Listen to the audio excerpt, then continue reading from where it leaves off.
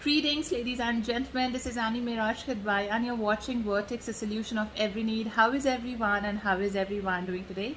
Ladies and gentlemen, to know more about me, who am I, what I do, you can visit my website, that is www.vertexasolution.com, and you will find all the details there about me. So today what I'm going to talk about, I'm going to talk about a psychology which is often not discussed. We discuss about narcissistic abuses, we discuss about trauma, disorders, mental illness, and many other aspects, but we do not discuss about victim mentality, the psychology of a victim mentality. What is that? We need to understand it. Now I'll be short and brief and to the point, rather going here and there and take a lot of your time in this video. So I'll be brief and to the point. Okay, now we talk about narcissistic personality disorders, we talk about other sorts of mental illness, where we say that okay, the person who is at the receiving end of such kind of a behavior is abused, traumatized, or receiving the victimization. But on the other hand, I agree and I understand that it's not the right behavior and we condemn it, and that is why it is called as NPD. It's a personality disorder. But here I'm not going to talk about such disorder, and here I'm going to talk about the victim mentality, the psychology of victim mentality. Now, at times, what happens when a child is born in a family? So, depending upon the psychology of the parents, the child is being raised, or depending upon the psychology of the teachers and the educators around that child, the personality and the psychology of that particular child or particular individual is built up. Okay. Now, at times, it happens, it's a common household conversation and statements I listen, I hear every day. If there's a girl and she is little on the chubby side, she's been told that, oh, nobody is going to marry you, you have so much of weight, nobody is going to like you, you have frizzy hair, your the color of your skin is not fair enough that people will like you.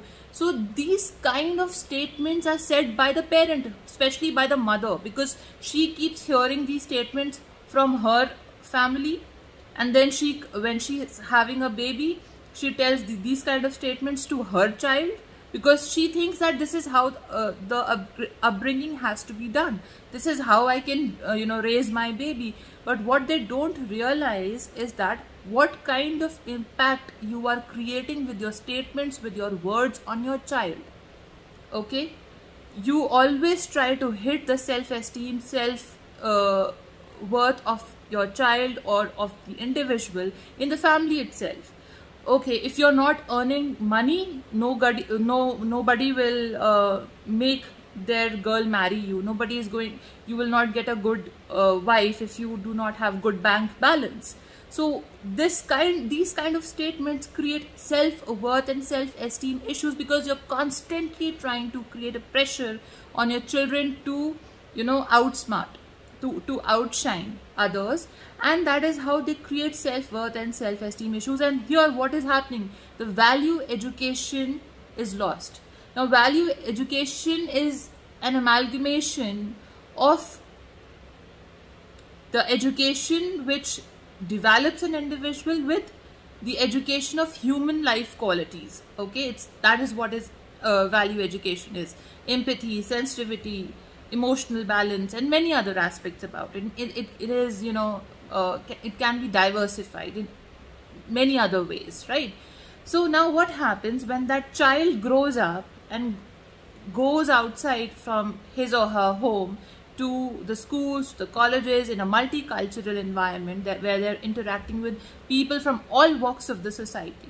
So they are coming from their own value education, they're coming from their own background of that value education, and it can be different from what you are being put in. So you cannot put the blame of your own failures as having that kind of a psychology that I've been manipulated by somebody else, I've been manipulated by this and that individual for this and that thing. This is not right, because this kind of a behavior you're already carrying in yourself a self-worth issue, a self-esteem issues, and that is how when you're exposed to other soft conversations, to other inviting conversations, you get inclined towards that.